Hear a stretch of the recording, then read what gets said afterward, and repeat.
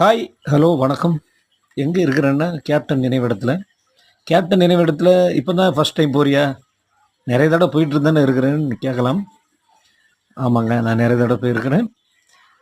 இன்னைக்கு பார்த்தீங்கன்னா அடி வெயில் பட்டையை கிளப்புது. 100 டிகிரி தாண்டி வெயில். ஆனாலும் கேப்டனோட தொண்டர்கள், கேப்டனோட பக்தர்கள் தர்பீஸு, ஜூஸு, மோர் அப்படின்னு சொல்லி அந்த கோடை வெயிலுக்கு அவங்களால முடிஞ்சது என்னென்ன உண்டுமோ அதை பண்ணுறாங்க. அதை ஜனங்க வந்து கூட்டம் கூட்டமாக வந்து வாங்கி சாப்பிட்றாங்க.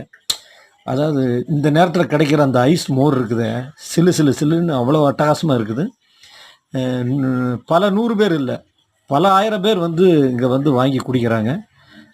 உண்மையிலே அது அந்த பக்தர்கள் வெயிலில் நின்றுட்டு அந்த ஏழை மக்களுக்கு கொடுக்கறத பார்க்கும்போது ரொம்ப சந்தோஷமாகவும் பெருமையாகவும் இருக்குது, அட்டகாசமாக இருக்குது. அதாவது ஒரு மனிதன் நடிகராகலாம், ஆனால் ஒரு நடிகரில் ஒரு மனிதர் புனிதர் அப்படின்னா அது கேப்டன் தான். இது மட்டும் இல்லைங்க, அப்படியே உள்ளே போய் பார்த்தீங்கன்னா எங்கள் அப்பா உள்ளே பார்த்தீங்கன்னா பிரிஞ்சி, ஆனியன் அப்படின்னு சொல்லி ஏழை எளிய மக்களுக்கு என்னென்ன உண்டுமோ அதை உள்ளே கொடுத்துக்கிட்டு இருக்கிறாங்க. வெளியில் மோர் ஜூஸுன்னா உள்ளே பார்த்தீங்கன்னா அன்னதானம், பட்டை கலப்புறாங்க. அதாவது வாழ்ந்தவர் கோடி மறைந்தவர் கோடி மக்கள் மனதில் நிற்பவர் யார், மாபெரும் வீரர் மானம் காத்தோர் சரித்திரம் தண்ணிலே நிற்கின்றார் அப்படின்னு சொல்லுவாங்க.